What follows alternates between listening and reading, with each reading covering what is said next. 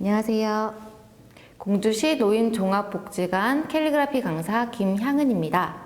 이번 시간에는 앞서 말씀드린 것처럼 봄에 관련된 글귀를 가지고 왔어요. 이건데요. 오늘도 네가 있어 마음속 꽃밭이다. 나태주 시인인 거고, 또 서로 사랑하면 언제라도 봄, 이혜인 수녀님의 글이에요. 요것을 가지고 엽서로, 여기 엽서에다가 한번 해보도록 하겠습니다. 먼저 오늘도 내가 있어 마음속 꽃밭이다.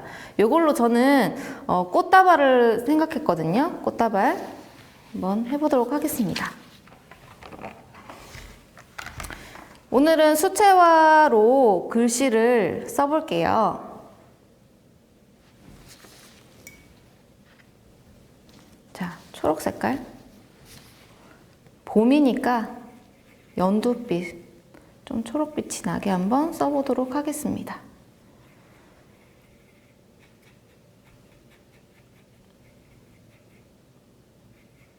너무 연두색만 쓰면 좀 생색의 느낌이 나기 때문에 이렇게 갈색을 좀 섞어서 풀의 느낌이 날 수 있도록 섞어서 좀 충분하게 묻혔어요. 자, 이렇게 이게 물감이 많이 먹으면 조금 둔해지긴 해요.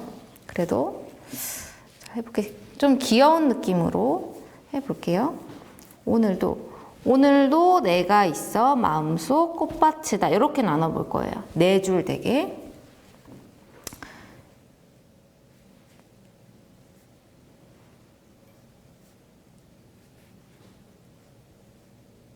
오늘도 내가 있어.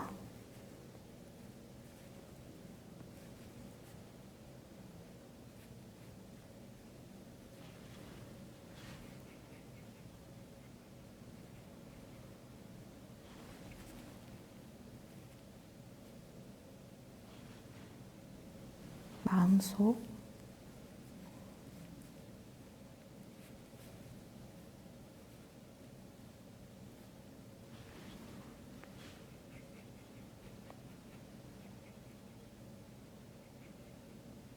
너무 색깔이 똑같지 않아도 됩니다. 꽃밭이다.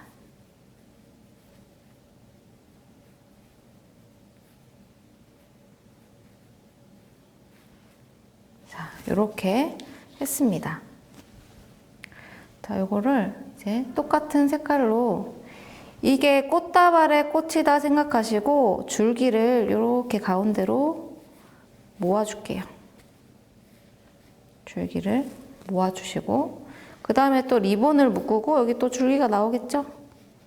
자, 이렇게 했습니다. 그리고 리본을 하나, 둘, 셋, 넷. 자, 이렇게 했습니다. 이게 완성은 아니고 이제 초록색으로 기본을 했으니까 여기다가 좀 꾸며볼게요. 노란색으로 꽃을 만들어 보도록 하겠습니다. 좀 솔직히 이게 좀 내려갔네요. 하실 때 진짜로 이제 엽서에 하실 때는 좀 가운데 위치할 수 있도록 처음에 먼저 이렇게 연습해 보시고 내려갔네, 다음번에는 조금 더 위에다 해야 되겠다, 이렇게 하시고 쓰시면 됩니다.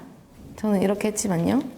자, 꽃 저번에 했던 거 동글동글한 거 5개, 뭐 6개 해도 되고 7개 해도 돼요. 그냥 가운데로만 좀 모아주세요. 이게 꽃은 어떤 꽃이다 정해서 딱 그리는 건 아니기 때문에 분위기만 내줄 거거든요. 그래서 이런 식으로 꽃잎이 좀 떨어지는 것도 있겠고, 여기 가운데다가 안에다가 좀 하셔도 돼요. 저번에 요걸 갖고 수업을 했는데 어떤 분은 되게 화려하게 꽃들을 색깔 알록달록하게도 하시더라고요. 그렇게 해도 되게 예쁜 것 같았어요. 뭐 안에 음자를 갖다가 꽃으로 만들어 줘 볼까요? 뭐 이런 식으로 하셔도 됩니다. 그리고 조금 너무 안 튄다 이러면 이제 이 수수를 조금 색깔이 있게 갈색 좀 섞어가지고 가운데다 이렇게 넣어볼게요.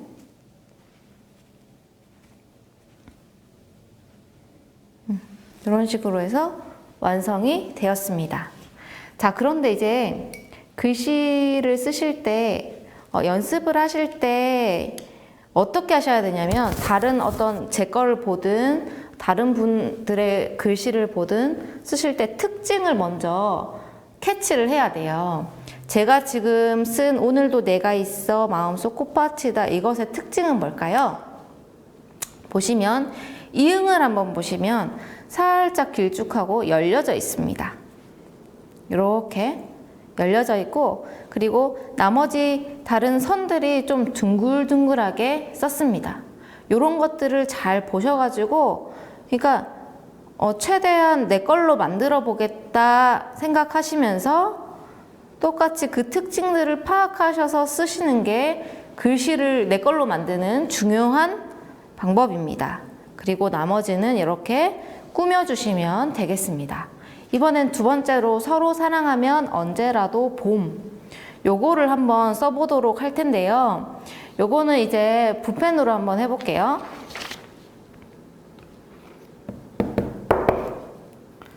자, 서로 사랑하면 언제라도 봄. 두 줄로 한번 세 줄로 써볼까요? 세 줄. 네. 이것도 살짝 곡선을 사용해 볼게요. 존벅을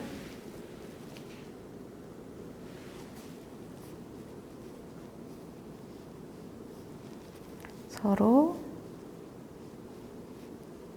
사랑하면 언제라도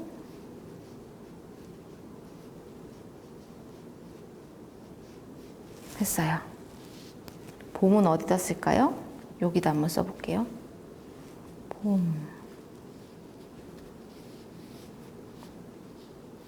자, 요렇게 썼습니다. 이것도 곡선들 다 약간 곡선이 있는 느낌이죠. 아까 쓴 것보다는 조금 굵기가 조절이 조금씩 되고 있어요. 그리고 좀 이어서 썼습니다. 요걸 어떻게 이번에는 꾸며보냐면 분홍색으로 한번 꽃을 만들어 볼게요. 이것도 아주 간단한 꽃 그리기 방법인데요.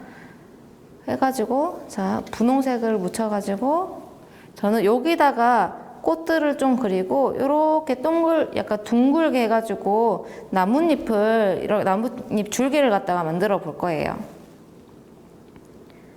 자, 이렇게 그린다 생각하시면 돼요. 이렇게. 위치를 너무 안 정하셔도 돼요.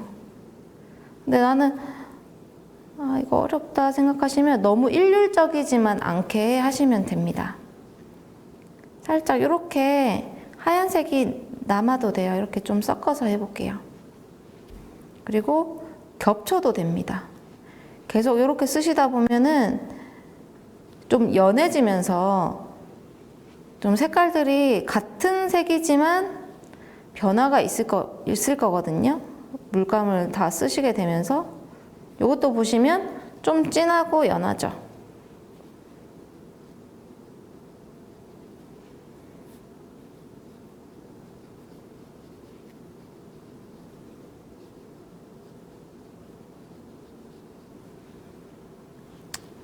이쪽에도 좀 해줄게요. 이렇게 딱 해가지고 전체적으로 보시면서 너무 여기가 비었어. 여기 좀 비었죠. 그럼 살짝 좀 넣어주시면 돼요. 그렇다고 너무 똑같이 하시면 안 돼요. 너무 그게 되게 똑같이 하시면 좀 부자연스럽습니다.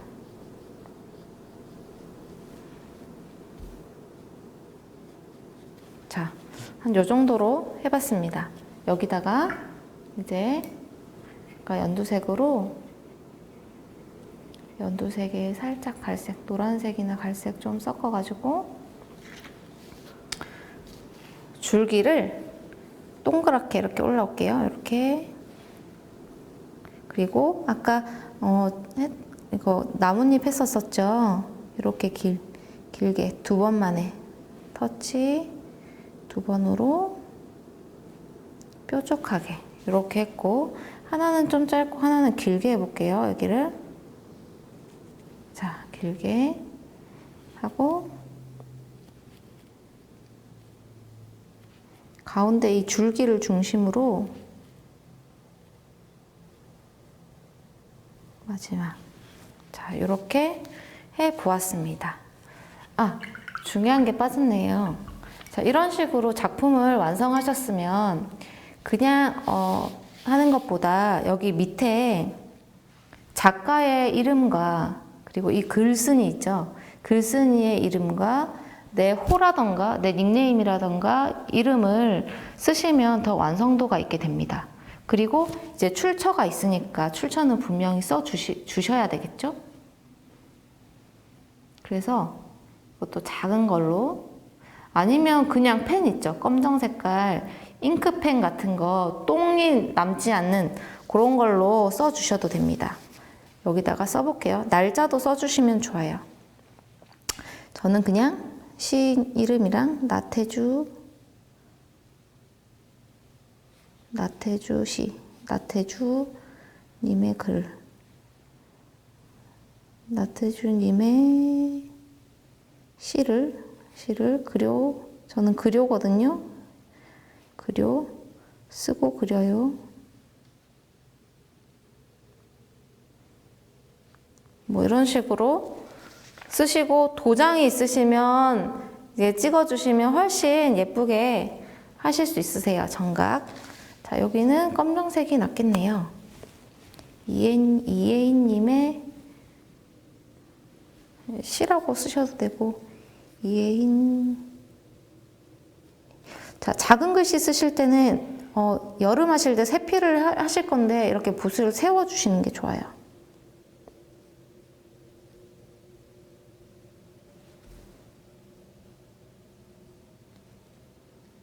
님 글. 그리고 이번엔 글씨, 뭐 이런 식으로. 자, 이렇게 해서 완성이 되었습니다. 이렇게 봄에 관련된 글귀를 한번 해보았는데요. 다음 시간에는 여름의 글귀를 가지고 찾아뵐게요. 감사합니다.